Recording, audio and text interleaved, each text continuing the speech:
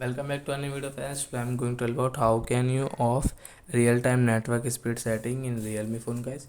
You want to off guys this real-time network setting in Realme phone, so guys you can off easily. Today I'm going to tell about how can you off it in Realme phone.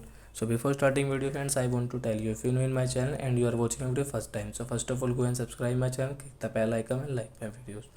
Now let's start video friends. First of all, open your phone setting to off real-time network setting. Then guys, first of all, open your phone setting. Guys, click on notification and status bar. Scroll it guys. Then guys, you can see real-time network speed guys. This is speed guys. When you will off it guys, you can see there is no any real-time speed network speed.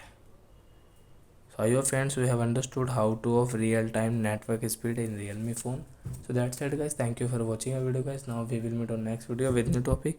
Before guys, please go and like my video, subscribe my channel. Bye bye friends.